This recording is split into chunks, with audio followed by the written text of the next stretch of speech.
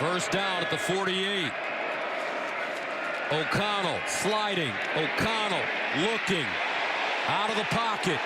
Looking backside. Flag on the play as he gets back to the line of scrimmage. Looks like a holding call is coming up against Purdue. Yep. Mozzie Smith was working his way to the quarterback. And it looked like Marcus Bowe, 63, just tackled him. Tackled him right in front of the white hat. He didn't throw the flag. The other official had to throw the flag. Watch 63 Bowe. Right here, he gets him hooked right there with the right arm, then just kind of tackles him down, and the flag comes out. Holding. Offense. Number 63. 10-yard penalty. First down. Longer than that. Klubnik running, has the first down and a lot more. Comfortably in field goal range, and he got out of bounds with 11 seconds to go. What a half for Cade Klubnik. We talked about the poise of young Drake May. This is poise here, too. Eyes downfield for as long as he possibly could. Got a nice block by Shipley at the end of the play, but the right decision to take off and to get out of bounds with the presence of mind. So, I'll tell you what, he has done nothing wrong in this first half. Just tuning in, DJ Uyunglele started. The first two series were both 3 and outs, and Klubnik replaced him. Klubnik throwing into single coverage, has Ngata, and it's well played by legend Cavazos, who's in for the injured Storm Duck, a transfer from Ohio State. There's a flag down back near the line of scrimmage along the near sideline. Well, he was beat. The ball was a little bit underthrown, and that's why Cavazos was able to catch up and make the play on the ball. Eligible receiver downfield on the pass. Offense number 84. He was coming up in formation, went down. It's a 5-yard penalty. First down. Davis Allen obviously is normally an eligible receiver, but because of the formation, here he is right here. Because this receiver is on the line of scrimmage and not off, he's covered and he's not able to go downfield. So it's all for naught, but the ball was underthrown by Klubnik. That enabled the defender to make a play. So this will be a 52-yard try for Potter, which would match his career long. He's made 8 career field goals of over 50 yards, most in Clemson history. And a timeout call by Carolina. UNC takes its final timeout of the half. It'll be a 30-second timeout. O'Connell steps up in the pocket over the middle. And this time it's Downing. Gets to the 42. Rod Moore with the tackle, a 13-yard gain. Young linebacker Jimmy Rolder missed the tackle. He had him near the line of scrimmage as they just dumped it down, but missing that tackle let him gain a lot of extra yardage. But at this point, you can't run an extra play to try to get in field goal range. So now, not getting all the way inside that 35-yard line, this one's going to have to try to be slung into the end zone. There's the missed tackle. Michigan finally brings him down as they were trying to get out of bounds. But again, with 4 seconds, this one's going to have to go to the end zone or some sort of hook and ladder type of concept over the middle. From 52. Good. His 9th field goal of 50-plus. His 4th 100-point season. And he has scored in 53 straight games, tying the school record held by Chandler Catanzaro back in 2010 to 2013, and he went on to kick in the NFL. It's a homecoming for Potter, the 5th-year senior, who's from just across the border in Rock Hill, South Carolina. Here's Molly. Sean, I'm trying to catch up with Coach, and here he is. Coach Sweeney, what went into your decision to make the change at quarterback early in this game? Just missed some throws first 2 drives. So, we knew we were going to put him in 3rd or 4th series. And, he went in and he never came out. So, tried to do that in Notre Dame game, threw a pick. And, hey, this was the time. So, really proud of him. Proud of the guys making plays. Big stop by the defense there. hold them to a field goal and a good 2-minute drive right there. Long way to go. This team can score a bunch of points quick. Is Cade Klubnik your quarterback for the rest of this game? Yeah, it'll be his game. All right, thank you. Sean. If he isn't, he's going to have some explaining to do. We're at the half. Clemson leading North Carolina 24-10. We'll send you to the studio for the Capital One halftime report after this message and word from our ABC stations.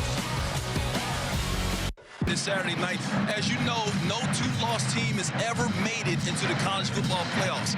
Tell us why this year's Alabama team and what you've been able to accomplish deserves that right this year. I think the whole goal is to get the best teams in. And what I would say to the committee or anyone else is if we played any of these teams that are on the edge or getting in, would we be the underdog or would we be the favorite? And I think if you can answer that question and the goal is to get the best teams in, then you would say they belong in there. You know, we lost 2 games on the road in a tough league to top 10 teams, one top 5 team on the last play of the game. We had our opportunities. We weren't 100%. Bryce Young was not 100%. He was injured in the mid part of the season. I think, you know, you show vulnerability when you get beat badly at the end of the season. Our team has played better at the end of the season. So that's kind of my reasoning. Coach, it's Brady here. I'm just kind of curious, as you talk through not only the tough schedule that you guys have played to a degree and a couple of those tight losses, who do you view then as the top 4 teams? Obviously, you guys see yourself, Alabama, as one. Who are the other 3 teams then?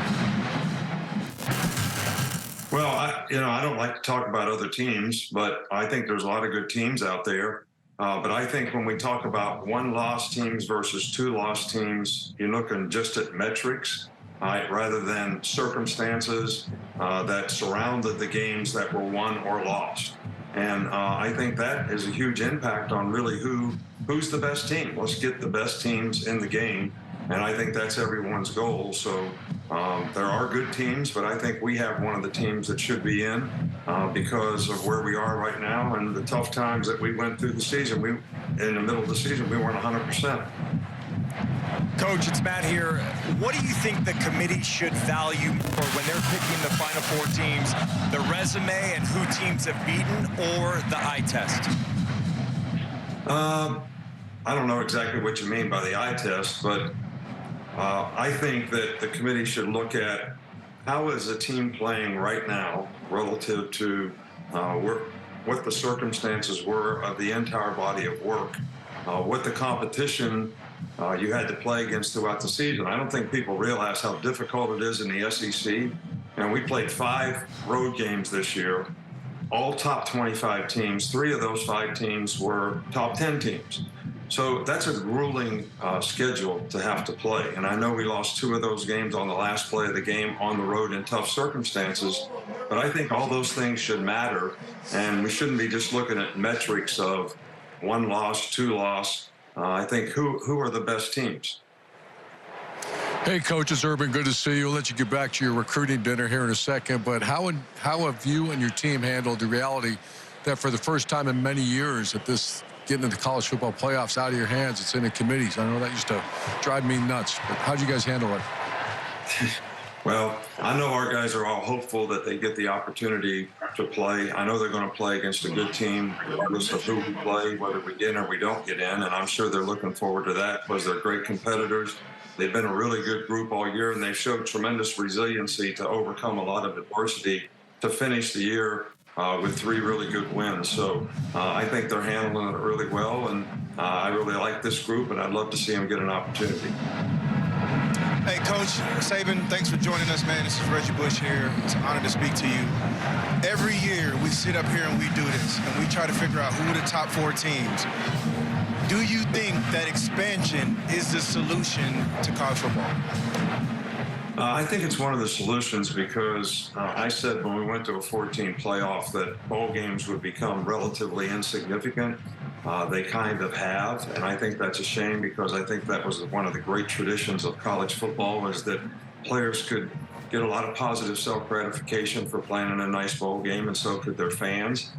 So if that's the case, we might as well expand the playoffs to 12 teams. So at this time of the year, we'd have 20 to 25 teams probably still vying for positions to get in. There would be a lot more interest. I think it would be interesting to the fans.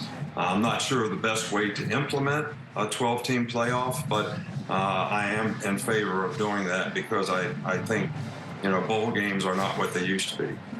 All right, we'll get that intrigue in a couple of years. Coach Saban, good luck tomorrow with the selection. Good luck wherever you're playing, whether it's in a bowl game or in the college football playoffs. And thanks for joining us here today on Fox Sports. Well, thank you so much. Let's just get the best teams in there. All right, Coach Saban there. Tomorrow you have a chance to win $100,000 of Terry Bradshaw's money on Fox Bet Super 6. Just get the free Super 6 app and enter your 6-Pick City NFL Sunday Challenge contest. Tyrone Tracy getting into the end zone. Purdue getting in there with Michigan. 1-point game at the half.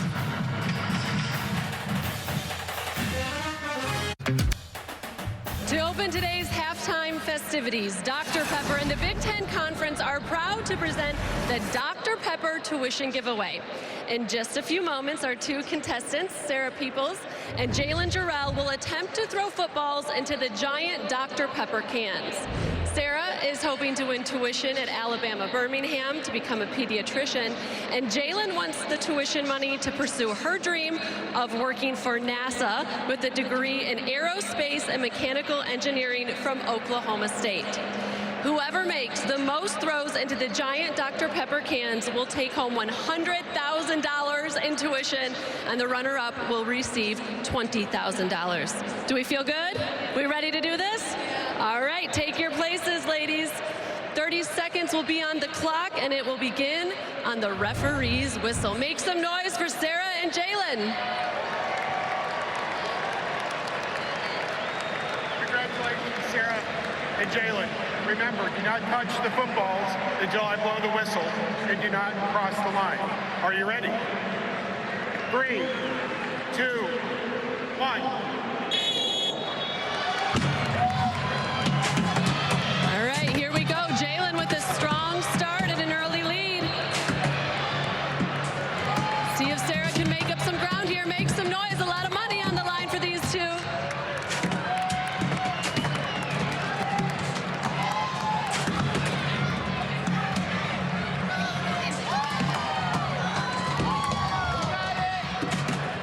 Final moment. Jalen, congratulations!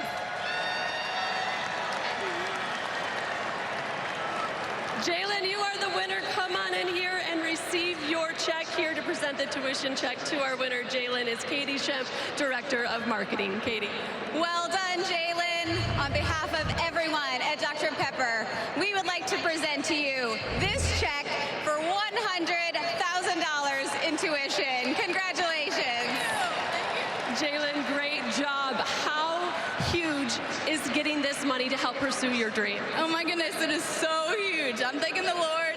He's got me here all the way, and my family, my friends. This is going to help me live the dream I want to and work for SpaceX or NASA. I'm so happy. Congratulations. And remember, Sarah will take home $20,000 in tuition as well. Congratulations to both of you. Since 2008, Dr. Pepper has awarded more than $13 million in tuition to deserving students.